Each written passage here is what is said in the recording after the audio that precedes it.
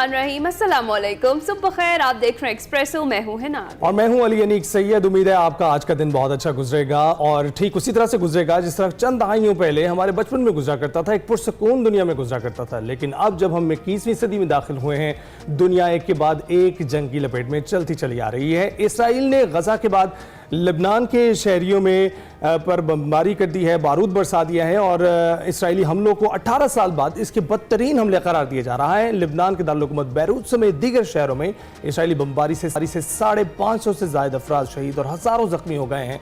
Israel के हमलों से लेबनान में हज़ारों अफराद बेघर भी हो गए हैं, सड़कों पर भटक रहे हैं। सैकड़ों शहरी शाम की तरफ हिजरत कर रहे हैं और मिस्र और कतर समेत दीगर ममालिक ने बैरूत आने और जाने वाली परवाजें मनसूख कर दी हैं। और उधर से हुनी फौज ने हिजबुल्लाह के एक सीनियर कमांडर समेत 6 एहलकारों को मारने का भी दावा किया है। इसराइली तैयारों ने लेबनान में खतरनाक पंफलेट्स भी गिराए हैं, जिन पर लिखे गए खतरनाक बार कोड स्कैन करने से इसराइल को सारिफ के मोबाइल फ़ोन का डाटा तक मिल जाता है। और उधर एक लेबनानी सहाफ़ी, आपने देखा होगा कल वीडियो में भी और हम अपने नाज़रीन तक भी पहुंचाते हैं, लाइव नशरियात के दौरान इस लेबनानी सहाफ़ी को इसराइल की जानिब से निशाना बनाया गया। फ़ज़ाई हमले की जद में वो आए और हमले में सहाफ़ी फादी बोदिया जख्मी हो गए, उनके घर को भी नुकसान पहुंचा। दूसरी जानिब पहले वो दिखा रहे हैं, हम साथ साथ वो विजुअल्स चल रहे हैं किस तरीके से वो लाइव बैठे हुए थे और उसके बाद कैसे अटैक हुआ और फिर बाद की जो सारी फुटेज है वो भी अपने नाज़रीन को हम दिखा रहे हैं। साथ साथ इसके साथ ही दूसरी जानिब हिजबुल्लाह ने इसराइल पर 200 से ज़ायद के करीब रॉकेट दागे हैं। इसराइल चौकियों और एयरफील्ड और दफाई फैक्ट्रीज को निशाना बनाया गया, जिसके बाद इसराइल में इमरजेंसी नाफिज की गई है और इसराइल इन हमलों के जरिए हिजबुल्लाह को मुज़ाकरात की मेज़ पर लाना चाहता है। उधर अक़वाम मुत्तहिदा की जनरल असम्बली का इजलास शुरू हो गया, जिसमें अमरीकी सदर जो बाइडन ने फ़लस्तीन के 2 रियासती हल पर अब जोर दिया। अपने खिताब में उन्होंने ये कहा कि दुनिया को 7 अक्टूबर की हौलनाकियों से पीछे नहीं हटना चाहिए। गजा में शहरी यरगमाली हौलनाक लम्हात से गुजर रहे हैं। गजा में हज़ारों फ़लस्तीनी बच्चे इंतहाई मुश्किल हालात में हैं। मशरक़ वस्ता में जंग का फैलाव किसी के हक में नहीं है और हर मसले का सफारती हल मुमकिन होता है। मसला फ़लस्तीन का हल 2 रियासतों के क़याम में ही है। और जो बाइडन की भी इस हवाले से जो बयानात सामने आए और अक़वाम मुत्तहिदा में उन्होंने बयान देते हुए ये कहा है कि गजा में जंग बंदी और यरगमालियों को घर वापस लाने की डील फाइनल करने का वक्त आ गया है। अक़वाम मुत्तहिदा के सेक्रेटरी जनरल एंटोनियो गुतेरेस ने गजा जंग बंद करवाने में नाकामी का भी एतराफ़ किया है और कहा है कि गजा में बिला तातुल एक डरावना ख्वाब जारी है। फ़लस्तीनियों के खिलाफ इज्तिमाई सज़ा बिला जवाज़ है। कशीदगी और तशद्दुद में इजाफे से अब लेबनान भी जंग के दहाने पर पहुँच गया है और ये सारी सूरत हाल है। लेबनान को एक और गजा नहीं बनना चाहिए और ना ही हम चाहेंगे कि ऐसा हो। दुनिया में सजा से इस्तिस्ना का रुझान सियासी और अखलाकी लिहाज से नाकाबिले बर्दाश्त है और हमें चाहिए कि हम जंगों की बजाय पुरअमन ज़िंदगी और पुरअमन दुनिया की जानिब फिर से एक बार बढ़ें। लेकिन अभी वक्त हुआ है अपनी बड़ी खबर की जानिब बढ़ने का।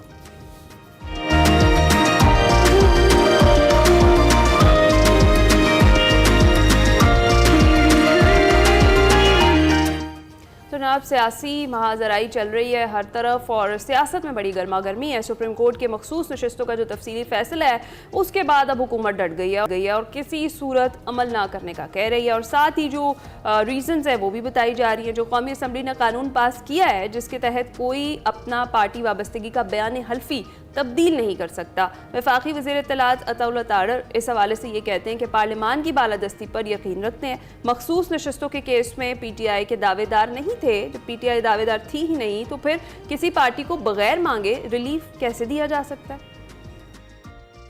किसी भी आजाद ने 3 दिन के अंदर जो है वो कोई ना कोई पॉलिटिकल पार्टी ज्वाइन करनी है और जो एफिडेविट दे दिया गया है किसी भी पॉलिटिकल पार्टी को ज्वाइन करने का, अगर आप उसके खिलाफ जाते हैं तो वो तो फिर फ्लोर क्रॉसिंग तस्वर होगी।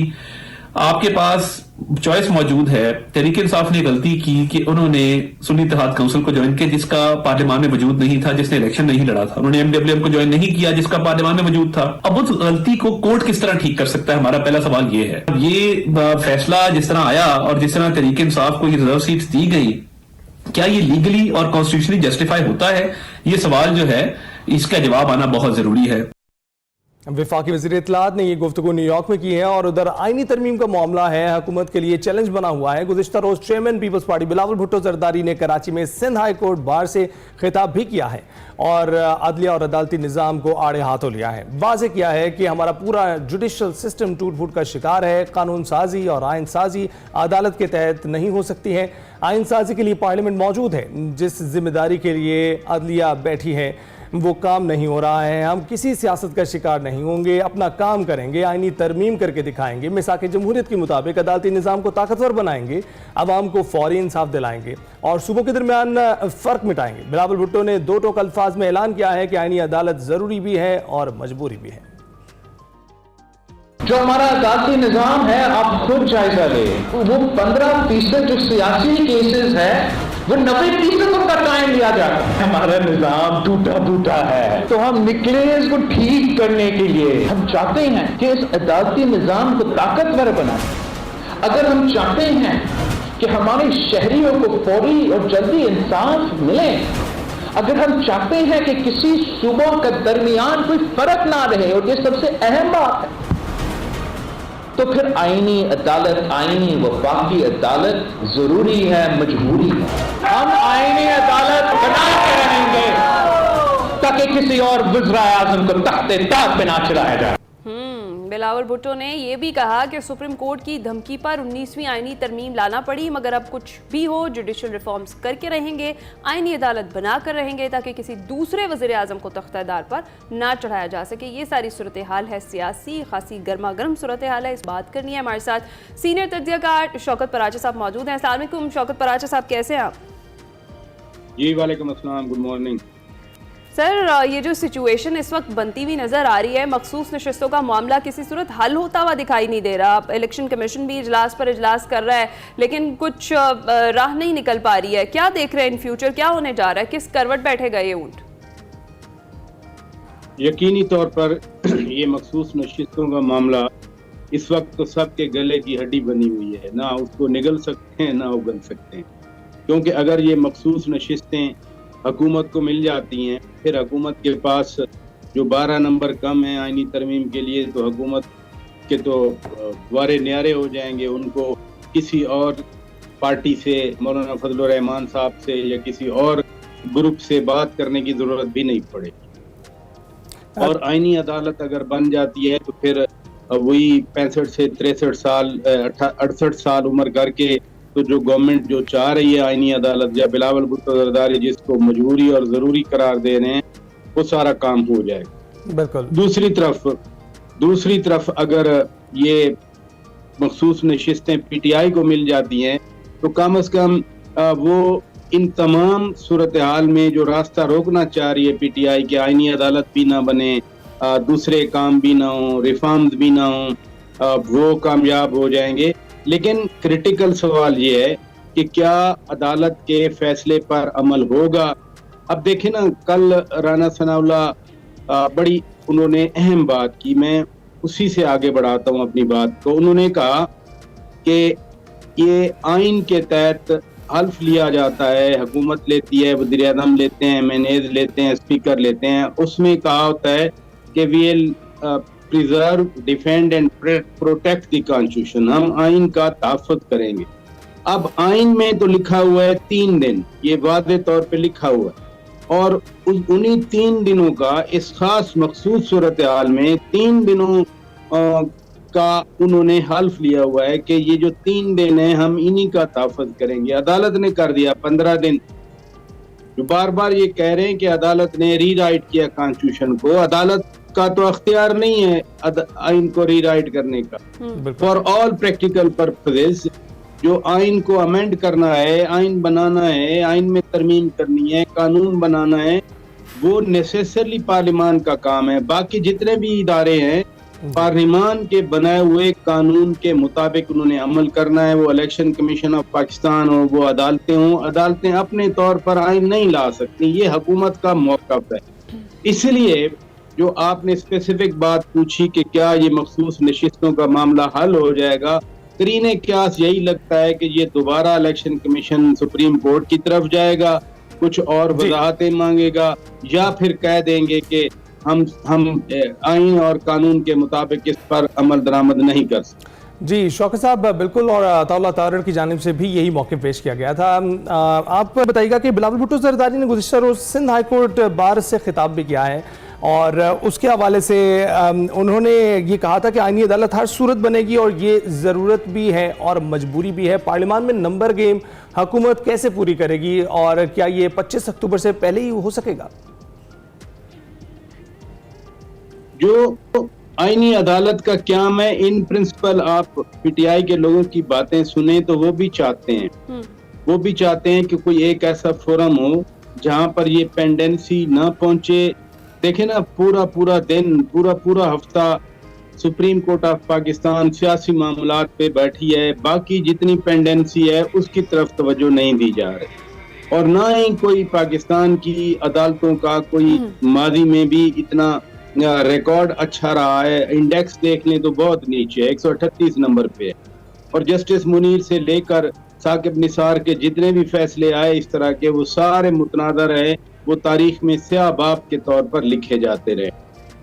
चार्टर ऑफ डेमोक्रेसी में पीपल्स पार्टी ने यानी शहीद मोहतरमा बेनज़ीर भुट्टो ने और मियां नवाज शरीफ ने एग्री किया था और उस पर फिर खान साहब ने भी एग्री किया था कि हाँ आईनी अदालत होनी चाहिए। लिहाजा इन प्रिंसिपल तो सब चाहते हैं।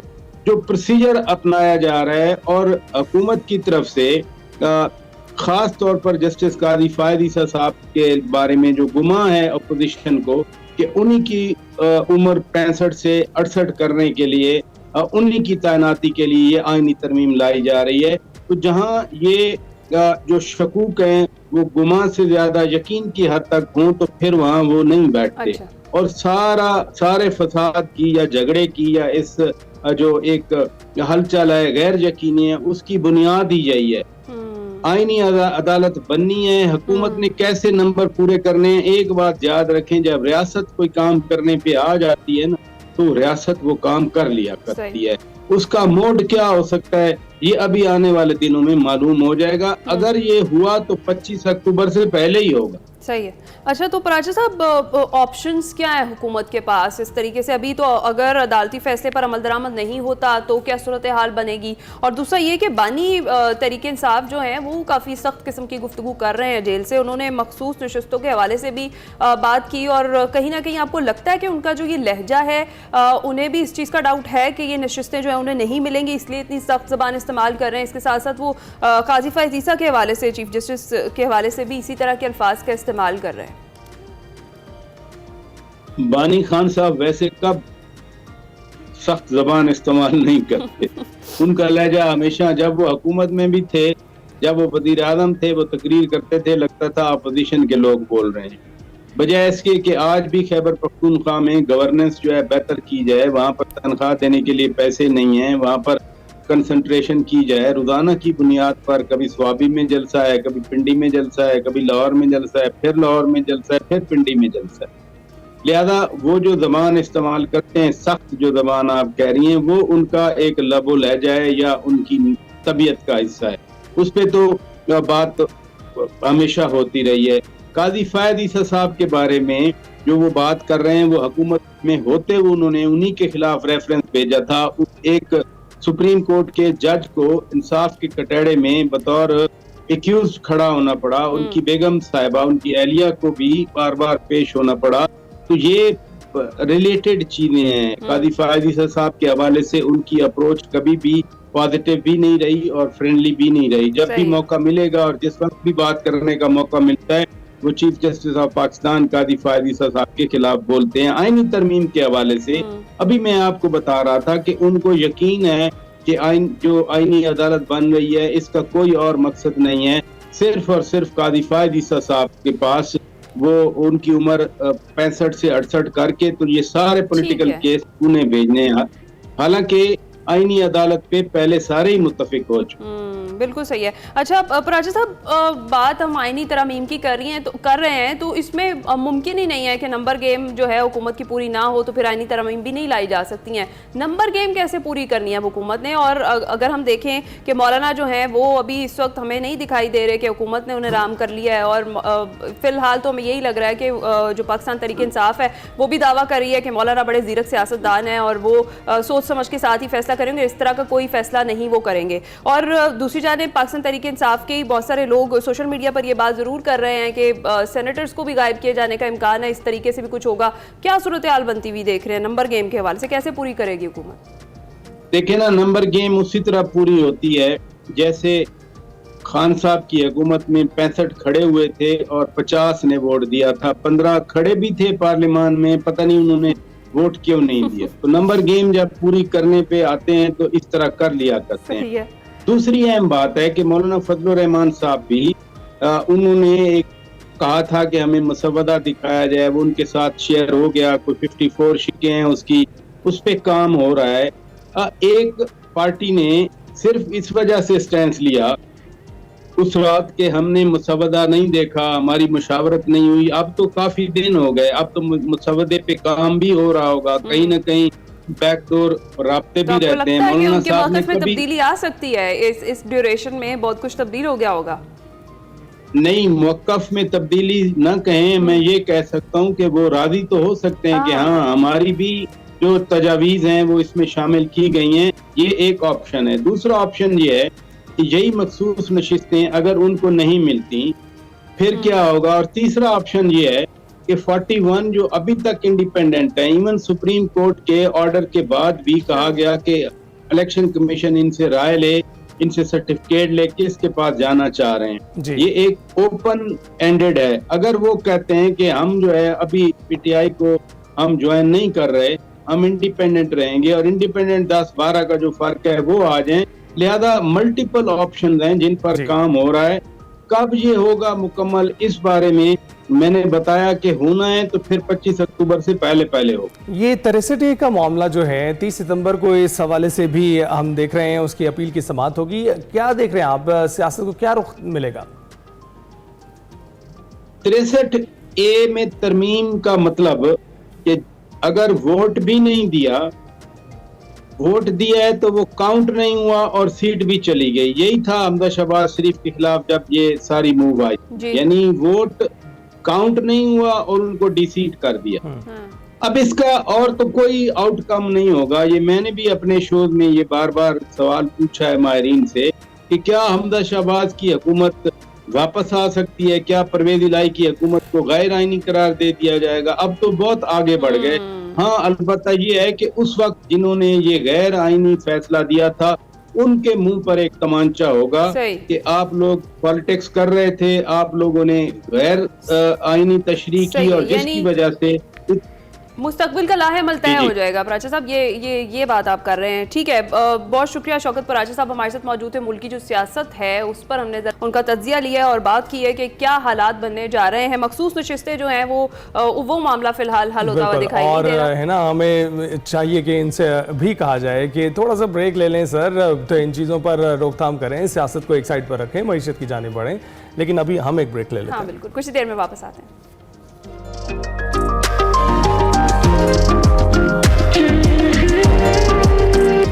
Welcome back. मुल्क में बढ़ता सियासी दर्जा हरारत और उसमें मजीद इजाफा ही होता चला जा रहा है। हुकूमती इत्तेहाद में इख्तलाफात भी सर उठाने लगे हैं। हुकूमत पंजाब और सूबाई गवर्नर के दरमियान इख्तलाफात भी पड़ने लगे हैं, शुरू हो गए हैं।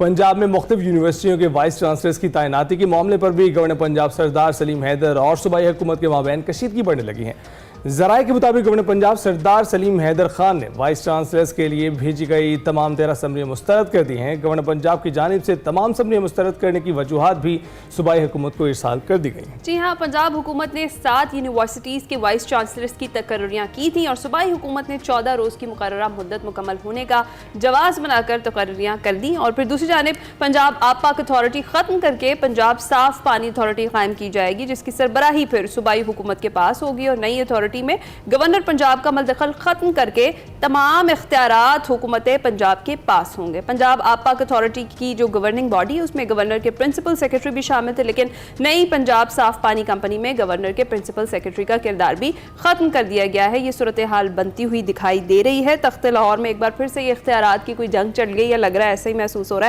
है। इसी पर हमने बात करनी है। हमारे साथ मौजूद है मोहम्मद इलियास साहब, ब्यूरो चीफ लाहौर है हमारे और सीनियर तज्ज़ियाकार है। अस्सलाम वालेकुम, कैसे हैं इलियास साहब आप?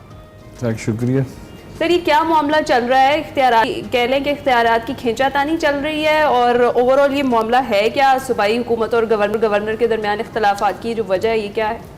देखिए, पंजाब में जो सियासी जंग है, क्योंकि तख्त लाहौर के जो सरबराही हासिल करने के लिए तो वैसे तो सीएम सारा एक्टिव होता है, सीएम ने सारा कुछ करना होता है, तो गवर्नर इस टाइम पीपल्स पार्टी के हैं, तो पीपल्स पार्टी के भी वो अपने आप को दिखाना बताना चाहते हैं। सुपरमेसी की बेसिकली की जंग है।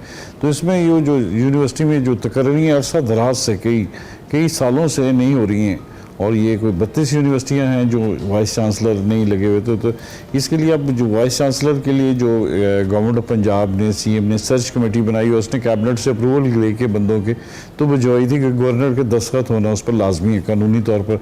तो गवर्नर ने उस पर बाकायदा उनके अपने बंदे जो उम्मीदवार थे उनके बारे में उनकी रिपोर्ट थी। उन्होंने कहा जी ये करप्ट लोग हैं, इन पर करप्शन के चार्जेस हैं, ऑनगोइंग जारी हैं, तो ऐसे लोगों को नहीं देखेंगे। सीनियरिटी और दूसरे देखने कि उन लोगों को रखना है जो साफ हों। तो इस बारे में उन्होंने अपने खदशात का इजहार किया और इसको डिले किया।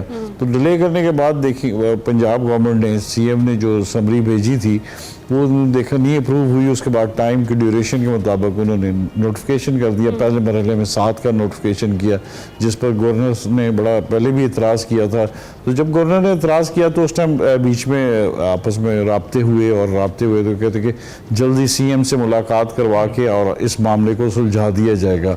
लेकिन इस पर गवर्नर ने फिर बयानबाजी रोकी थोड़ी देर अपनी, क्योंकि आला क़यादत की तरफ से आए कि इख्तलाफात को ना बढ़ाया जाए, ना हवा दी जाए, क्योंकि हालात पहले ही ऐसे पॉलिटिकल नहीं। लेकिन फिर इसके बाद जो नोटिफिकेशन हो गया उस पर फिर एक बार गवर्नर पंजाब इस पर अपने इख्तलाफात का इजहार कर रहे हैं और उस पर उन्होंने कहा कि जी ये गलत तैनाती हुई है और इसके बारे में उन्होंने मुशावरत भी की कानूनी। अगर काबीना ने मंजूरी दे दी है नामों की तो उसके बाद गवर्नर का इख्तियार है कि वो रद्द कर दें उसको? जी गवर्नर कहते हैं कि जी भी, क्योंकि चांसलर वही हैं यूनिवर्सिटियों के, वो कहते हैं कि वो ऐसे बंदों की तकर्री हो जिससे यूनिवर्सिटियों को फ़ायदा हो।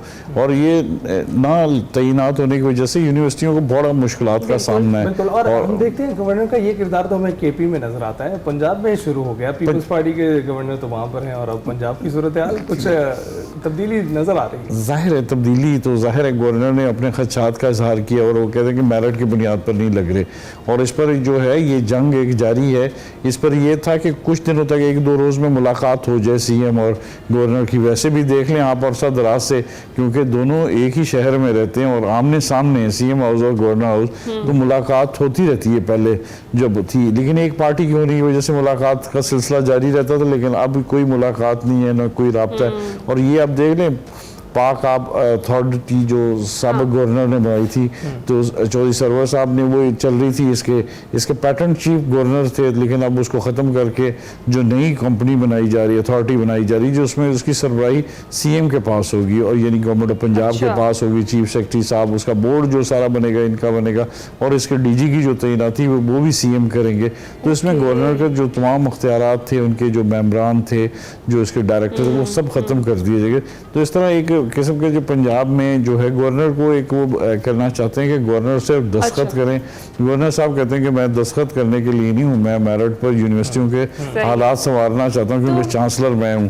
तो अब ये है, देखें जंग इसकी शुरू है, लेकिन नोटिफिकेशन हो गया। तो अब कानूनी तौर पर वो कह रहे हैं कि जी बिल्कुल हो गया, इसमें कोई नहीं है पंजाब गवर्नमेंट की जानिब से। इलियास साहब, ये तो फिर इस तरह भी कुछ महसूस होता है, पिछले दिनों हमने देखा था कि वज़ीर आज़म पर भी कुछ वो तनकीद कर रहे थे, चीफ जस्टिस की तकर्री के हवाले से भी गवर्नर पंजाब जो है बात कर रहे थे। तो फिर ऐसा नहीं महसूस हो रहा कि इत्तेहादी अब किसी ना किसी तरीके से गवर्नमेंट को प्रेशराइज कर रहे हैं?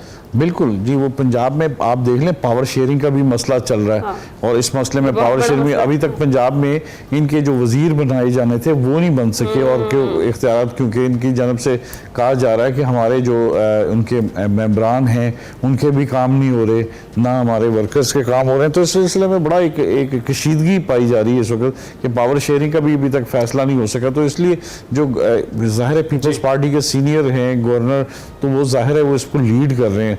तो इख्तलाफात आ रहे हैं। अब आला क़यादत से वो कह रहे थे कि मुलाकात होगी और उसमें वो अपना सारा बताएंगे कि हमारे साथ पंजाब में वो जो था, जो तय हुए थे मामलात, उसके मुताबिक नहीं हो रहा।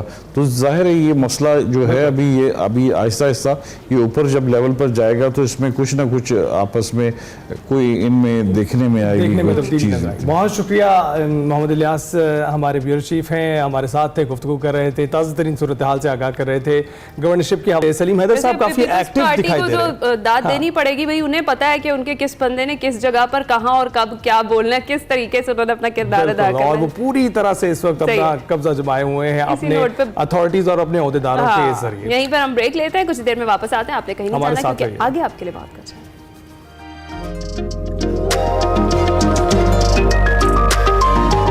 Back to express. जरा क्रिकेट लवर्स के लिए हमने कहा कि क्रिकेट की कुछ बात कर लेते हैं, क्योंकि एक डेवलपमेंट हुई है, वो ये कि इंग्लैंड के खिलाफ होम सीरीज के पहले टेस्ट के लिए 15 रुकनी कौमी स्क्वाड जो है उसका ऐलान बिलाखिर कर दिया गया है। मुल्तान में 7 अक्टूबर से शुरू होने वाले पहले टेस्ट मैच के लिए शान मसूद को कप्तान बरकरार रखा गया है। साउद शकील नायब कप्तान होंगे। इसके साथ साथ बाबर आजम, शाहीन आफरीदी, मोहम्मद रिजवान और नसीम शाह स्क्वाड में शामिल रहेंगे।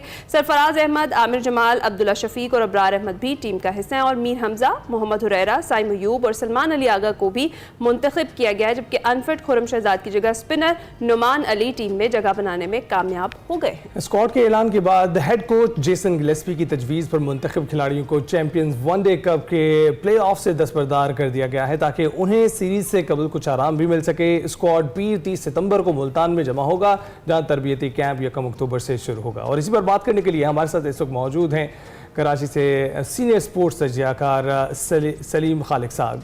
सलीम खालिक साहब, बताइएगा सबसे पहले कि मौसम है इस वक्त कराची का, आप ठीक ठाक हैं, खैरियत से हैं?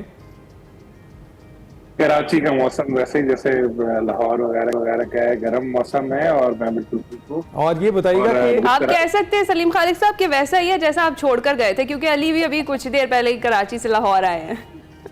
अच्छा, हाँ, फिर तो मैं बिल्कुल ये कह सकता हूँ, लेकिन ये अगर कुछ देर पहले आए तो उस वक्त तो बेहतर होगा मौसम, क्योंकि अब जिस तरह टाइम आगे बढ़ता रहेगा गर्मी बढ़ती रहती है।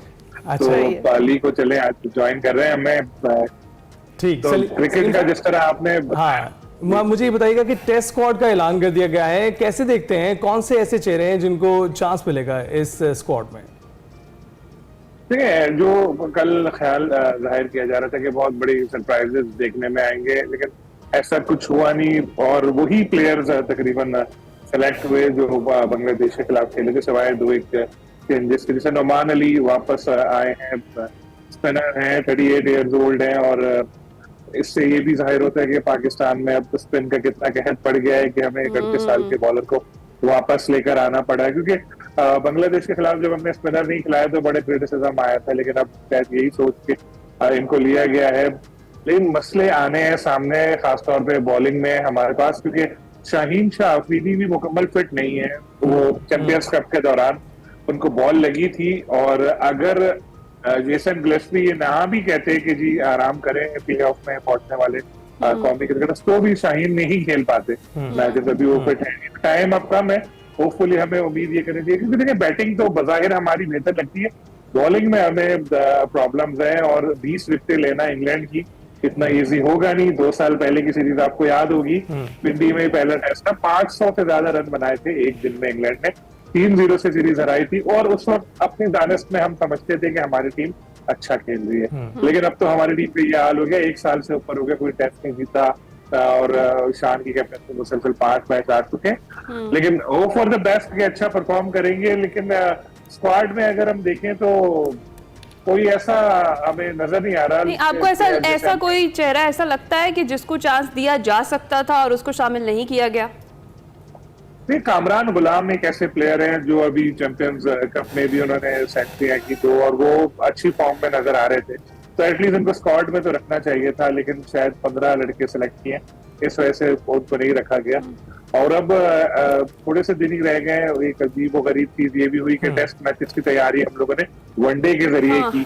अब प्लेयर्स तो अब वो प्लेयर्स एक बिल्कुल डिफरेंट मोड में जाएंगे, टेस्ट क्रिकेट खेलेंगे, 5 दिन का मैच। ये बताइएगा सलीम साहब, सरफराज अहमद को अगर रेस्ट ही करानी होती तो किसी और नए लड़के को भी चांस दिया जा सकता था? सरफराज को स्क्वाड के साथ रखते हैं कि कभी जरूरत पड़े तो खेले, लेकिन इस वक्त हम लोगों को देखें कि इशू ये भी आ रहा है कि हमारी बैटिंग में भी चाम के तौर पे तो नहीं रख लेते साथ, अगर उन्हें रेस्ट देना होता है तो फिर अली वाला सवाल बिल्कुल सही है, किसी और को फिर चांस दे देना चाहिए। और आपको पता है सरफराज धोखा नहीं देता, शायद इसीलिए रखते हैं। अभी शायद उन्होंने ये देखे सोचा हुआ कि एक एक्सपीरियंस प्लेयर है, कभी जरूरत पड़ सकती है। उनकी 3 टेस्ट है इंग्लैंड के खिलाफ। और एक चीज ये भी हो सकती है जो करते नहीं है कि बैटिंग में हम लोग देख रहे होंगे कि लोअर ऑर्डर में स्ट्रगल करते हैं, तो एज ए बैट्समैन भी उनको खिलाया जा सकता है और वो परफॉर्म कर सकते हैं। लेकिन शायद अभी टीम मैनेजमेंट के ऐसे प्लान में वो है नहीं। सरफराज वैसे अभी मेंटोर भी थे चैंपियंस कप में एक टीम के, और एक मैच भी उन्होंने खेला था। तो अब ऐसे ही चल रहा है पाकिस्तान में। तो आपने चैंपियंस वनडे कप का अगर जिक्र किया है तो इससे हमें कहा गया था कि भाई बहुत सारा टैलेंट इसके बाद सामने आना है, फिर उधर से टैलेंट को स्क्वाड में जगह मिलेगी। बताएंगे कौन सा ऐसा टैलेंट है जो चैंपियंस वनडे कप से निकाला गया है? बल्कि जो है वो भी जाता दिखाई दे रहा है। आपने बिल्कुल ठीक पॉइंट उठाया, मैंने कल ट्वीट भी की थी इस पे। मैंने कहा कि भाई चैंपियंस कप में कौन सा ऐसा प्लेयर आया जिसको आपने सेलेक्ट किया है नेशनल टीम में। चलें, ये एक आर्गुमेंट है कि जी वो वनडे है और ये टेस्ट स्क्वाड मुंतखब हुआ है। अगर ऐसा है तो फिर आपने टेस्ट मैचेस से पहले वनडे टूर्नामेंट क्यों रखा था?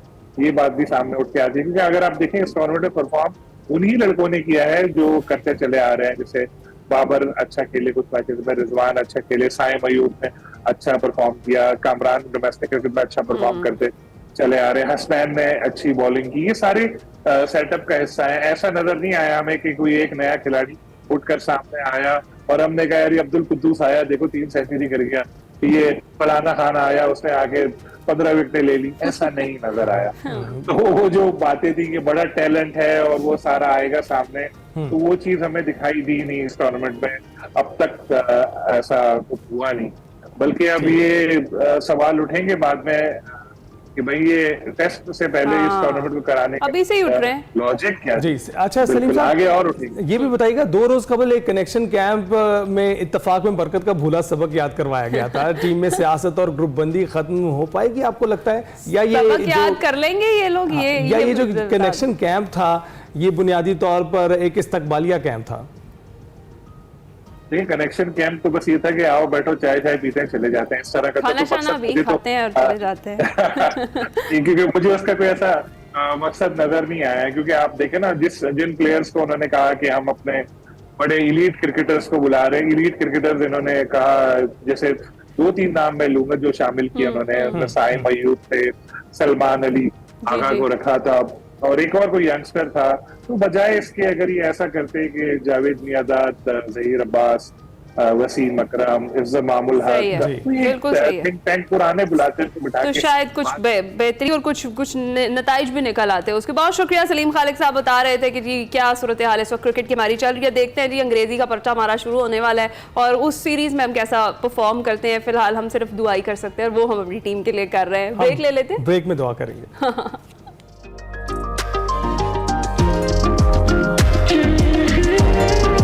प्रोग्राम के दूसरे हिस्से में खुश आमदीद। चलिए चलते हैं सेगमेंट माइंड मैटर्स की जानिब, जहां वकार अहमद मलिक और डॉक्टर कमल खालिद बात कर रहे हैं बुद्ध मत की तारीख और फलसफे के बुनियादी निकात क्या थे।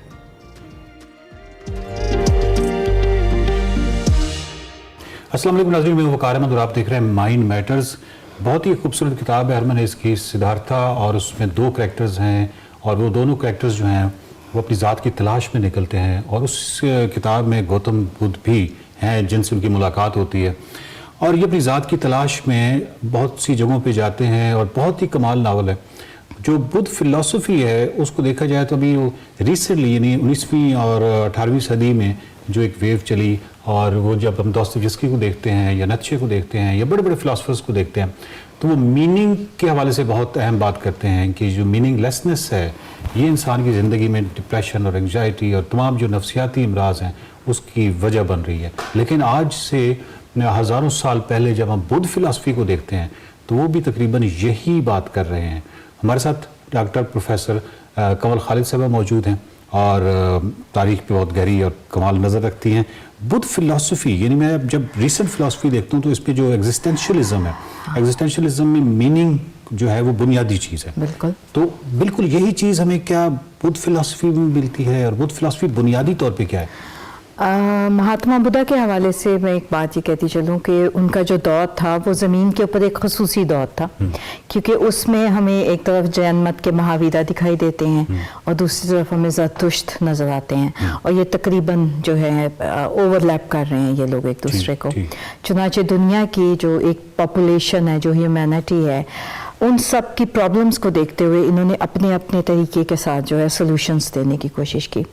जब हम महात्मा बुद्धा की बात करते हैं, जिस नावल का आपने रेफरेंस दिया सिद्धार्था का, वो बुनियादी तौर पे हम महात्मा बुद्धा के साथ सफ़र करते हैं कि वो किस तरह घर से निकला और अपने वालिद साहब से मिला, और फिर उस रास्ते में उसने क्या क्या मसाइल और मुश्किलात देखी। तो you are living through the eyes of Buddha what he faced. और उसके बाद ये बात आ जाती है कि बुद्धा के लिए हमारा बड़ा है एनलाइटनमेंट, निर्वाण, कि उसको क्या मिला ऐसा जिसने कि उसको बिल्कुल तब्दील करके रख दिया, और उसको जो एक ह्यूमैनिटी की जो मसाइल का हल क्या नज़र आता है।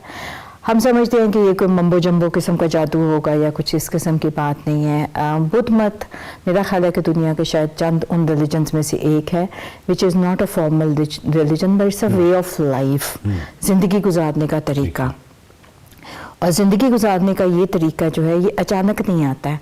हम अगर साउथ एशिया को स्टडी करें तो साउथ एशिया के अंदर ज़िंदगी की तमाम जो आप समझिए कि स्ट्रगल्स हैं, उनका एक ही मतमा नज़र है, और वो है आनंदा, इनर पीस, इंसान का अंदर का सुकून।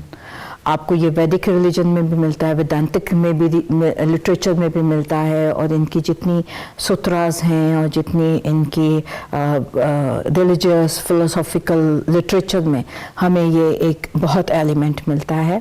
सो मच सो कि आपके जितने आर्टिस्टिक एक्सप्रेशंस हैं, चाहे वो म्यूज़िक है, पोइट्री है, लिटरेचर, डांस, आर्किटेक्चर, उसका बुनियादी मकसद इंसान को एक सुकून फराहम करना है। उसी सुकून की तलाश जो है वो महात्मा बुद्धा भी करते हैं, और जब वो उसका हल पा लेते हैं, और वो हल जो है उनके नज़दीक बड़ा सादा सा है, उसको मैं उससे भी ज़्यादा सादा अल्फाज में बयान करूँगी। और वो कहते हैं कि इंसान की तमाम तर जो तकलीफ़ें हैं उसकी वजह उसकी ख्वाहिश है, डिज़ायर।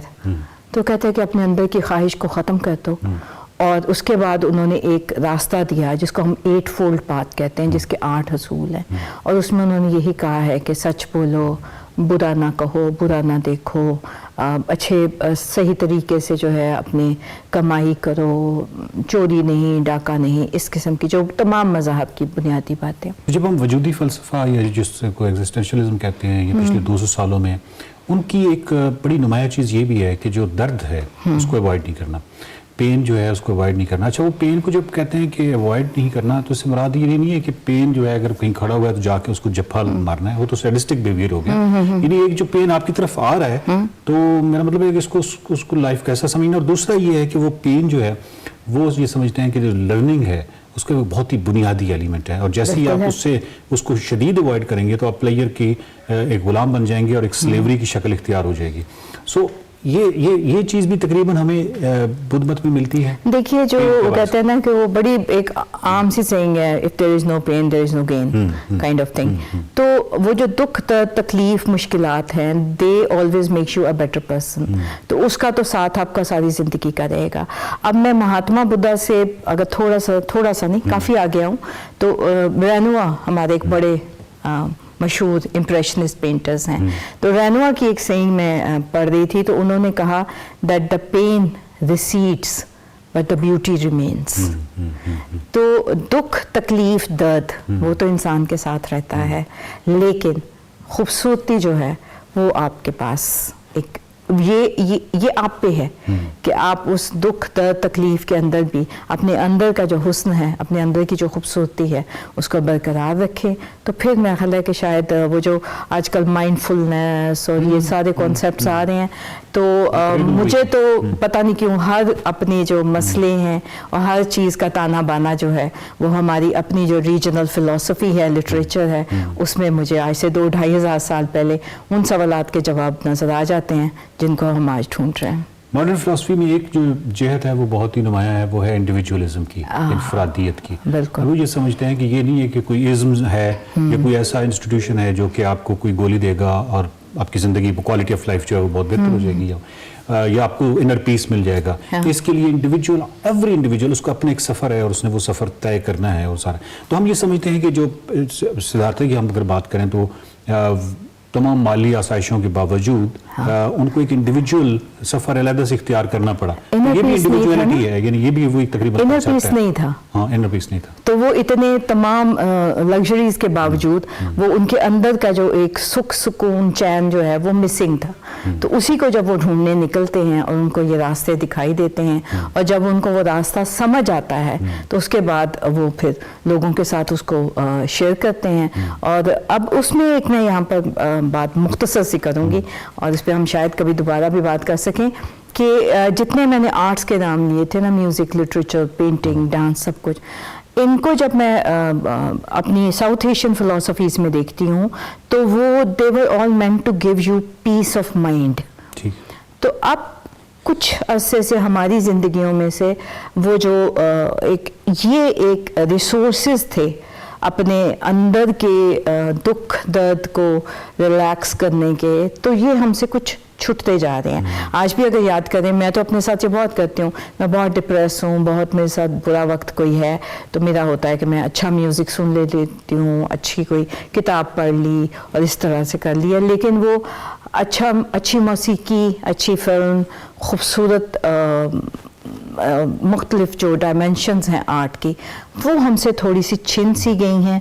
और जो मैं मानती हूँ हकीकत पसंद होना जो है वो बहुत ज़रूरी है, लेकिन हकीकत पसंदी के साथ साथ कुछ ख्वाब भी देख लिए जाएं तो कोई हरज नहीं। कुंग फू पांडा आपने देखी है? Of course. वाह। मैं इधर पीस के बारे से मेरे ज़हन में आया और मैं आपको उसी की बुनियाद पे कितनी खूबसूरत फिल्म है, मतलब उसके तीनों हिस्से जो हैं कमाल। और आपको मैं एक बड़ी दिलचस्प बात बताऊं, आपने कुंग फू पांडा की बात की है और हम महात्मा बुद्धा की बात कर रहे हैं, और उसके साथ मैं आपको बताऊं कि अब मैं आपसे पूछती हूँ कि आपने डम्बो मूवी देखी है? नहीं, मैंने नहीं। ओ यू मस्ट। डम्बो जो है एक छोटा सा हाथी है जो बहुत बड़े बड़े कानों के साथ पैदा हुआ है और जिसको सारी जिंदगी उसको मजाक उड़ाया जाता है, and then one fine day पता चलता है कि वो उन कानों की मदद से उड़ सकता है। तो उसकी वही चीज़ जो कि उसकी लिए बड़ी एक तहकीर का बायस थी, हजीमत का, वो एकदम से तमाम दुनिया दंग रह जाती है कि वाह ये। और दिलचस्प बात मैं आपको ये बताती चलूँ, ये डिज्नी की मूवी है, बहुत खूबसूरत है। ये बुनियादी तौर पे एक जातका स्टोरी है।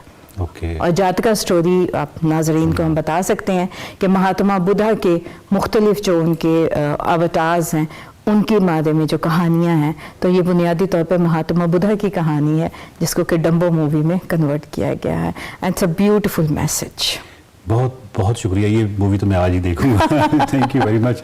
नाज़रीन, बात यह है कि पिछले 3000 साल की या 4000 साल की जितनी भी तारीख हमारे पास अवेलेबल है, वो जब हम देखते हैं तो जो इंसानी सोच का सफ़र है, जो फ़िक्र का सफ़र है, वो तकरीबन एक जैसा नज़र आता है। यानी अगर हम पुरानी यूनान में चले जाते हैं और सोफोक्लिस को देखते हैं, उसके ड्रामा में जो कोरस है, वो जो सवालात उठा रहा है अपने एग्जिस्टेंस या वजूद के हवाले से, वो तकरीबन वही सवाल हैं जो 18वीं 19वीं सदी में भी वही सवाल उठाए जा रहे हैं। तो वही जो हल उस वक्त महात्मा बुद्ध और उस वक्त की जो एरा है उसमें जो आपको हल पेश किए जा रहे हैं इंडिविजुअलिज्म के हवाले से, इनफरादी तरक्की के हवाले से, अपने फ़र्द किस तरह एक तरक्की कर सकता है, अपनी ज़ात की तरक्की कैसे कर सकता है, अपनी ज़ात की तलाश कैसे कर सकता है और इनर पीस कैसे हासिल कर सकता है, वही तकरीबन आज की मॉडर्न फ़िलासफ़ी जो है वो भी यही कह रही है। सो रास्ता जो है वो एक ही है और ज़बरदस्त रास्ता है इंडिविजुअलिज्म का, इनफरादी हवाले से, इनफरादियत के हवाले से। उस रास्ते को ज़रूर इसके मुसाफिर बनिए और इनर पीस जो है उसको ज़रूर एक्सपीरियंस कीजिए। देखते रहिए माइंड मैटर्स।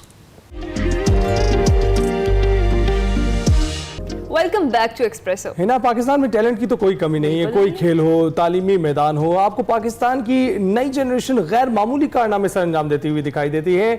अब कराची की 11 साल आमना शहजाद रीको देख लीजिए, उनकी उम्र है 11 बरस, मगर उनकी चैट जीपीटी और हेल्थ केयर पर महारत हैरान कुन है। ये पाकिस्तान की सबसे कम उम्र डेटा साइंटिस्ट हैं और आमना शहजाद न सिर्फ डेटा साइंटिस्ट हैं बल्कि वो इस कम उम्री में कराची यूनिवर्सिटी में असिस्टेंट टीचर के तौर पर भी खिदमत सर अंजाम दे रही हैं। आमना HTML, CSS और जावास्क्रिप्ट जैसी प्रोग्रामिंग ज़बानों में महारत हासिल कर चुकी हैं। जी हाँ, इसके अलावा गिटहब और फायरबेस जैसे प्लेटफॉर्म्स पर भी काम कर रही हैं और ये वो सब ऑनलाइन भी पढ़ाती हैं जनाब। मजीद 11 साल आमना शहजाद के जो कामयाब सफ़र है उसकी कहानी उन्हीं की ज़ुबानी जान लेते हैं। आमना हमारे साथ ही मौजूद है। आमना, कैसी हैं आप? वालेकुम अस्सलाम। अल्हम्दुलिल्लाह मैं बिल्कुल ठीक है। आप लोग कैसे हैं? अल्हम्दुलिल्लाह। आमना, थैंक यू सो मच, आपने हमें टाइम दिया। ये तो बताइए कि छोटी सी हैं आप, बहुत छोटी सी हैं, कौन सी क्लास में हैं और ये जो डेटा साइंटिस्ट बनने का सफ़र है ये शुरू कब हुआ और कैसे हुआ? मैं अभी 12 साल की हूँ। 17 नवंबर को मैं 12 साल की हो जाऊंगी और मेरा डेटा साइंटिस्ट का सफ़र इस तरह से स्टार्ट हुआ कि मैं जो है जब अपनी वेब डेवलपिंग में थी ना तो मुझे डेटा के साथ खेलने का बहुत ज़्यादा शौक था। अच्छा। डेटा के साथ उसको किस तरह से मैनेज करना है, उसको किस तरह से रखना है, वो सब करने का मुझे बहुत ज़्यादा शौक था। तो मैंने सोचा मैं क्यों ना मैं एक डेटा के फील्ड के अंदर रहूँ। मुझे मालूम नहीं था डेटा साइंटिस्ट भी कोई फील्ड होती है। जब मैंने रिसर्च करने स्टार्ट किया तो मुझे पता चला डेटा साइंटिस्ट भी कोई फील्ड है। लेकिन मेरा भी वही इरादा था कि मैं बड़ी हो जाऊंगी और मैं बड़े होकर मैं करूंगी, क्योंकि यहाँ पाकिस्तान में कोई इस तरह का इंस्टीट्यूट नहीं है जो कि इस तरह आपको इस तरह से टीच करे, बिल्कुल सही गाइडलाइन दे। हाँ। इस तरह का कोई इंस्टीट्यूट नहीं है। तो फिर मैंने जो है अभी एटम कैंप का फिर एक इवेंट हुआ था जिसमें मैम शफीक इकबाल आई थी। मैं गई वहाँ पर, मैंने उनको यही कहा मैं आपकी तरह बनना चाहती हूँ। उन्होंने कहा कि वो आप जल्द बनेगी। मैं एटम कैंप के साथ कनेक्ट हुई और मैंने उनको अपनी सारी चीज़ें मैंने अपनी प्रोफाइल, अपनी वर्क मैंने उनको शेयर किए एंड फिर मैं एटम कैंप की टीम का हिस्सा बन गई और फिर मैंने DS5 मैं बूट कैम्प में मैं आई और मैंने वहाँ से डेटा साइंटिस्ट की जर्नी अपनी स्टार्ट की। जितने भी लोग हैं यानी जो मेरे साथ पढ़ रहे थे मुझसे बहुत बड़े थे, यानी कि 20 ईयर्स अब थे वो। तो ये बताइएगा आमना, फ्यूचर में क्या करने का इरादा है? डेटा साइंटिस्ट की किन जहतों में आपका जो है इंटरेस्ट है इस वक्त और किस शोबे में डिग्री लेना चाहेंगी? और ये भी बताइएगा कि इतनी छोटी सी उम्र में कराची यूनिवर्सिटी में पढ़ाने का ख्याल कैसे आया? बेसिकली मेरा डेटा साइंटिस्ट में फिर ये है कि मैं डेटा साइंटिस्ट में बहुत सारे प्रोजेक्ट्स बनाऊं, ऐसे प्रोजेक्ट्स बनाऊं जो कि पूरी दुनिया के लिए बहुत ज़्यादा फायदेमंद हो।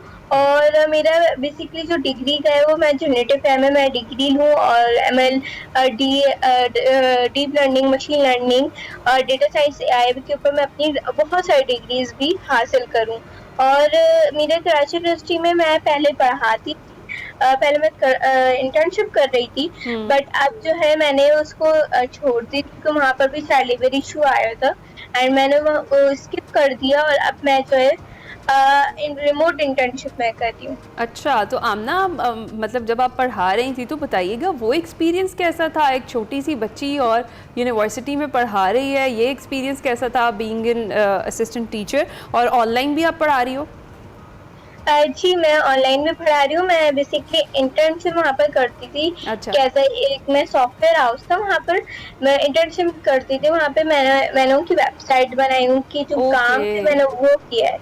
अच्छा, तो आमना क्या आपसे पढ़ने वाले आप ही के हम उम्र हैं या यूनिवर्सिटी में तो ऑफ कोर्स बड़े लोग हैं और आपसे ज़्यादा बड़ी उम्र के लोग हैं, तो जब वो एक छोटी सी बच्ची को पढ़ाता हुआ देखते हैं कैसा महसूस करते हैं? क्या इंटिमिडेटेड होते हैं? नहीं, बहुत ज़्यादा खुश होते हैं क्योंकि मैंने एक जगह पढ़ाया उनको भी और मैं उनको मतलब वहाँ पर भी पढ़ाती थी और ऑनलाइन भी खुद टाइम देती थी उनको कि उनकी जो प्रोग्रेस है, उनकी जो जब भी कोई क्विज आता था उनको मैं वो समझाती थी इस तरह से करना और उनके फुल मार्क्स आते थे। और वो बहुत बड़े हैं मुझसे, लाइक यानी कि 20 या 20 साल से ऊपर हैं सारे। और मैं ऑनलाइन पढ़ाती हूँ वो भी मतलब 18 साल से ऊपर ही है, यानी कोई मेरी उम्र का नहीं है, नहीं मुझसे छोटा है ऑनलाइन में। अच्छा, तो आमना मतलब क्लास में तो फिर जेलस होते होंगे सब दोस्त और क्लास फेलोज कि भाई छोटी सी आमना है और देखे क्या क्या काम कर रही है और ऑनलाइन पढ़ा रही है, डेटा साइंटिस्ट भी बन गई है। स्कूल में बताएं कैसा चलता है? स्कूल में बेसिकली मेरा जो है ना मेरे भी फ्रेंड्स मुझे बोलती है कि आमना अब ये इतनी सारी चीज़ें आप कर रहे हो, हमें बहुत खुशी होती है।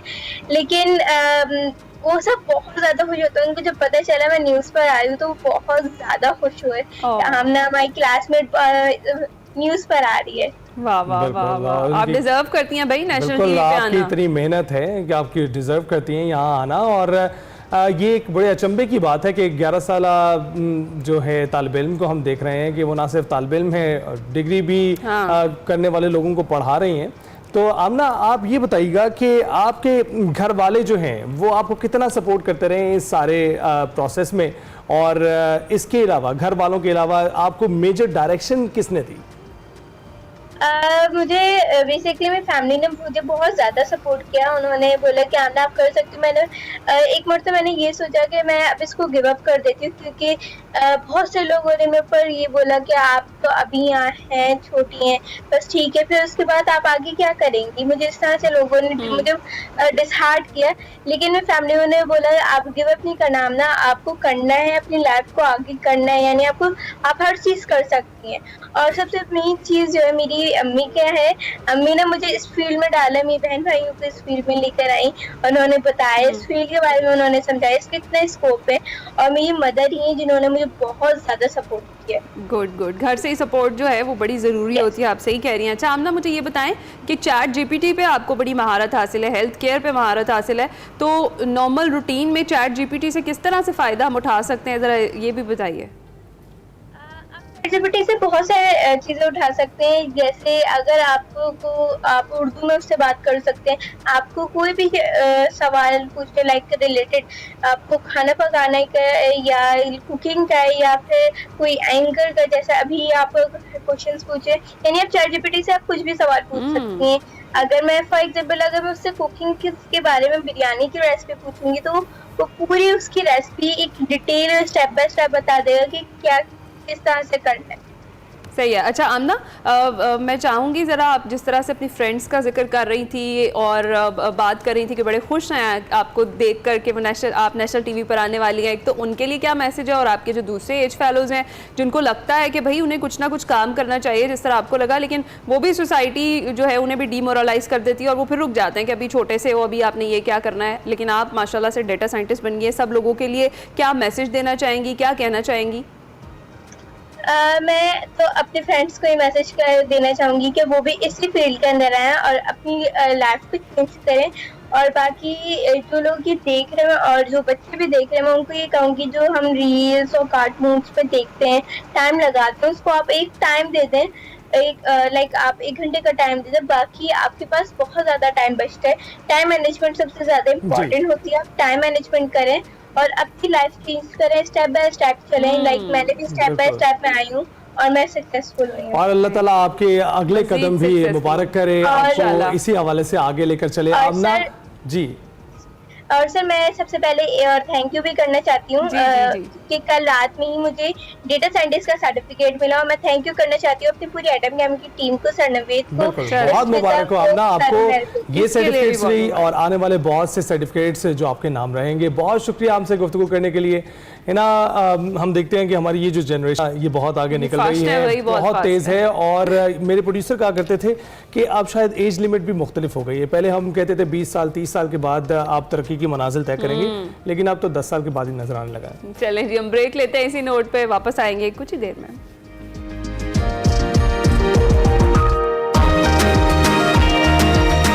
Welcome back to expresso. जनाब, एक्सप्रेसो टैलेंट में आपकी हम मुलाकात करवाते ही हैं अपने टैलेंट से। इससे पहले हमने एक छोटी सी बच्ची से आपकी मुलाकात करवाई जिसने भाई चैट जीपीटी और हेल्थ केयर में काफ़ी इन्वेंशंस कर ली थी। अभी बात यही है कि कुछ कर गुजरने वाले जो होते हैं ना, उनके लिए हालात और वसाइल की अहमियत नहीं होती, और जो मौजूदा वसाइल हैं उसमें भी गैर मामूली काम कर देने की सलाहियत रखते हैं, महदूद वसाइल में भी। अब हम मुलाकात आपकी करवाने जा रहे हैं सिंध के एक पसमानदा से इलाके सजावल से ताल्लुक़ रखने वाली एक गवर्नमेंट स्कूल टीचर से। यकीनन आप सोच रहे होंगे कि एक गवर्नमेंट स्कूल टीचर ऐसा क्या कर सकती है कि उसे नेशनल मीडिया पर यूं मदऊ किया जा सके। तो जनाब, सरकारी टीचर्स यूनेस्को के आलमी मुकाबले में 25 ममालिक को पछाड़ कर इन्होंने पहली पोजीशन हासिल की है। तबस्सुम लगारी साहिबा हमारे साथ मौजूद है। इन्होंने ऑनलाइन AI कंपटीशन में हिस्सा लिया और दुनिया भर के 235 प्रोजेक्ट्स के मुकाबले में इनके AI प्रोजेक्ट को सबसे ज्यादा सराहा गया। मजीद प्रोजेक्ट के हवाले से उन्हीं से जान लेते हैं। तबस्सुम साहिबा इस वक्त हमारे साथ हैं, बहुत शुक्रिया हमें ज्वाइन करने के लिए। तबस्सुम लगारी साहिबा, बताइएगा कि आपको कैसे ख्याल आया इस कंपटीशन में हिस्सा लेने का और आपको उम्मीद थी कि आप पहली पोजीशन हासिल कर लेंगी? जी, ये वेकेशन में स्टार्ट हुआ था और उस वक्त मैं फारिग की तो मैंने सोचा कि हाँ, मुझे कुछ लर्निंग के लिए मौका मिलेगा, तो मैंने इसमें एनरोल हुई। एजुकेशन डिपार्टमेंट की तरफ से हमें नोटिफिकेशन मिला था कि जो भी टीचर इंटरेस्टेड हो अपनी विलिंग्स पर वो इसमें एनरोल हो और अपना प्रोजेक्ट बनाकर दे। इसमें 25 ममालिक जो है वो उन्होंने अपना काम में यहाँ पर पेश किया था। बहुत सारे ममालिक थे इसमें, इजिप्ट आ जाता है, बांग्लादेश था, चाइना था, इंडिया था, आर्मेनिया था, ट्यूनीशिया था, बहुत सारे ममालिक थे और पाकिस्तान था। पाकिस्तान से तकरीबन 86 लोगों ने अपने प्रोजेक्ट को सबमिट करवाया, तो ज्यादा जो रेशो था वो पाकिस्तान में था, खासतौर पर हैदराबाद रीजन का। तो हैदराबाद रीजन हमारा जो जिला है वो बहुत पसमानदा जिला है कि उन्होंने कोशिश की कि हम इनके साथ कैसे कॉम्पीट कर सकते हैं। तो जैसे हमें ये इन्फॉर्मेशन मिली, हम इंटरेस्टेड हो गए काम पर और लग गए अपने काम पर और सोचते रहे कि इसको कैसे हैंडल करें। फिर आहिस्ता आहिस्ता हमें लर्निंग मिलती गई, आइडियाज मिलते गए, फिर मैंने अपना प्रोजेक्ट बनाया और फिर इस हवाले से मुझे हिम्मत मिली। अरे वाह, आप हमारा फ़ख्र हैं, हमें बहुत फ़ख्र है आप पर। आपने जिस तरीके से हिम्मत बांधी और पार्टिसिपेट कर लिया इस इवेंट में। 235 प्रोजेक्ट्स थे भाई, जिनमें तबस्सुम का जो प्रोजेक्ट है उसको सबसे ज़्यादा सराहा गया है। अपने प्रोजेक्ट के हवाले से तबस्सुम ज़रा बताइएगा, इसकी क्या इनफरादियत थी, किस वजह से इतना ज़्यादा इसको सराहा गया? इसमें मैंने उन लोगों ने 4 कैटेगरीज हमें प्रोवाइड की गई थी। एक तो ग्रीन जो है चेक सॉल्यूशंस वो थी, और दूसरी थी गेमिफिकेशन जो गेम बेस्ड लर्निंग हो, और तीसरी जो थी वो ChatGPT AI टूल्स थी जो मैंने सेलेक्ट की थी, और उसमें चौथी जो थी ICT टूल्स का यूज करना था, फोस्टरिंग क्रिएटिविटी। मैं क्लासरूम में क्रिएटिविटी को दिखाना था, तो मैंने अपने हवाले से ChatGPT को यूज किया। वैसे मैं ChatGPT ज्यादा यूज करती हूँ और मुझे वो बहुत पसंद थी, मुझे लर्निंग के लिए मौका मिल गया, मैंने इसको यूज किया और मैंने नए तरीके से अपने टॉपिक किया केमिस्ट्री सब्जेक्ट में से acid base and pH scale, तो उसको फिर मैं अपने आइडिया जो AI टूल्स थे उसमें यूज किया, कैसे हम बेहतर तरीके से हम बच्चों को इजी वे में और बिना फिजिकल प्रेजेंट हुए पढ़ा सकते हैं। तो मुझे ये बेस्ट लगा। आई थिंक यही बात होगी जो सब उनको पसंद आई, उन लोगों ने मुझे ज्यादा से ज्यादा वोट दिए और फिर मैं विन कर सकी। तो तबस्सुम में बताइएगा, सिंध हुकूमत की जानिब से भी आपको सराहा गया है, क्या तनख्वाह के अलावा कोई और इनाम, कोई और मराद दी गई हैं?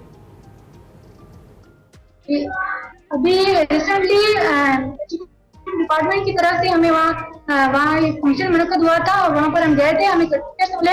हालांकि मेरे साथ और भी 2 विनर्स हैं जो जूरीज इवैल्यूएशन वाली कैटेगरीज में सिलेक्ट हुए हैं और मैं पीएस इवैल्यूएशन में सिलेक्ट हुई फर्स्ट राउंड में। तो इस हवाले से मैं विनर हुई और दूसरे 2 और भी विनर है। तो सबको सर्टिफिकेट मिले और ट्रॉफी मिली अपने नाम की, और इसके अलावा हमें 10,000 कैश मिला गया। और मुझे सिंध असेंबली हमारे MPs आए थे हमारे सजावल में विजिट करने के लिए, उन्होंने मुझे आनर दिया और उनको बहुत खुशी हुई और उन लोगों ने मुझे मैं वहाँ पर गई। बहुत सारे और भी टीचर्स थे, हमारा सर नसीर अहमद मेमन चेयरमैन है स्कूल का, वो भी हमारे साथ चला था। उन्होंने हमें बहुत आनर दिया, स्पीकर साहबान ने और सबने हमारे काम को बहुत सराहा और आनर पेश किया। उन लोगों ने इनाम के काबिल है आपका काम तबस्सुम, आप बड़ा बेहतरीन काम कर रही हैं और जिस तरीके से आपने मुकाबला जीता है भाई, आपने सबको हैरान कर दिया है और बिल्कुल वही बात है कि पोटेंशियल बहुत ज़्यादा होती है। अच्छा, मुझे बताएं कि इस तरह के जो कॉम्पिटिशन्स हैं इनका एक्सपीरियंस होना, ख़ास तौर पर जिस तरह से आपने जिक्र किया कि सजावल एक बड़ा बैकवर्ड सा एरिया है, वहाँ पर जिस तरह से आपको कहा गया कि एक क्या कह लें कि नोटिफिकेशन आया कि जो पार्टिसिपेट करना चाहता है उन टीचर्स को पार्टिसिपेट करने का मौका दिया गया। ये मौका फराहम करना कितनी अच्छी चीज़ है और इस एक्सपीरियंस से आपके लिए कितना फ़ायदा होगा, आगे आप बच्चों को किस बेहतर तरीके से मज़ीद पढ़ा सकेंगी? मैं कोशिश करूंगी हमारे स्कूल में अच्छे से अच्छा नेट हो और हमारे स्कूल में कंप्यूटर्स की सहूलत हो, तो ये 2 चीज़ें होंगी। तो AI की मदद से हम टूल्स को यूज़ करके हम अपने टॉपिक्स को इसमें यूज़ करके बच्चों को बेहतर तरीके से हम समझा सकेंगे डेमोन्स्ट्रेट वे में, और बच्चे भी बहुत इजीली वे में समझ जाएंगे as compared to traditional method. This is a very new technique and we want to apply it. बिल्कुल ठीक। तो तबस्सुम अपने प्रोजेक्ट के हवाले से भी हमें बताइएगा, क्योंकि देखें अब बहुत सी जहतें ऐसी आ रही हैं जिसमें बच्चों को तो क्या बड़ों को भी कोई इल्म नहीं है, तो इस हवाले से अगर आप ज़रा तफसीलन बता सकें। चैलेंजेस भी बताइएगा कि इस कंपटीशन के आपके लिए चैलेंजेस क्या थे, आप जहां से गई हैं, जिस इलाके से उठकर आप पार्टिसिपेट कर रही हैं, और आगे जो लोग प्रोफेशनली ऑलरेडी काम कर रहे थे उनके लिए कितना आसान, आपके लिए कितना मुश्किल था, इस हवाले से भी ज़रा बताइएगा। मैं एक बैकवर्ड एरिया से और मिडिल क्लास होने से ताल्लुक रखती हूं। मेरे पास भी नए टीचर्स बहुत सारे थे, हालांकि उस टाइम जो है वो मौसम के असर भी बहुत बुरे थे, रेनिंग सीजन था, तो उस हवाले से मैं बहुत मुश्किल से इसमें पार्टिसिपेट कर सकी। और मैं नेट के इश्यूज बहुत सारे थे, घर में मुझे जगह नहीं मिल रही थी बेहतर तरीके से मैं वॉइस रिकॉर्ड करके अपनी वीडियो पेश कर सकी। मैंने बहुत कोशिश की, मैंने बार बार ट्राई किया, इवेंचुअली मैंने वो सबमिट कर दिया। बिल्कुल तबस्सुम, सलाम है आप जैसी ख़वातीन को जो किसी के सहारे के बगैर भी आगे बढ़ती चली जा रही हैं और कोशिश ये कर रही हैं कि चाहे कोई मदद मिले ना मिले, आप अपने ख़ानदान का और अपने मुल्क का नाम यूं ही रोशन करते रहें। बहुत मुबारकबाद आपको एक बार फिर कंपटीशन जीतने के लिए, और हम उम्मीद करते हैं कि आपका ये सिलसिला, आपका ये सफ़र यूं ही जारी रहे। जी हाँ, ब्रेक लेंगे, हम ब्रेक लेंगे, ब्रेक लेते हैं।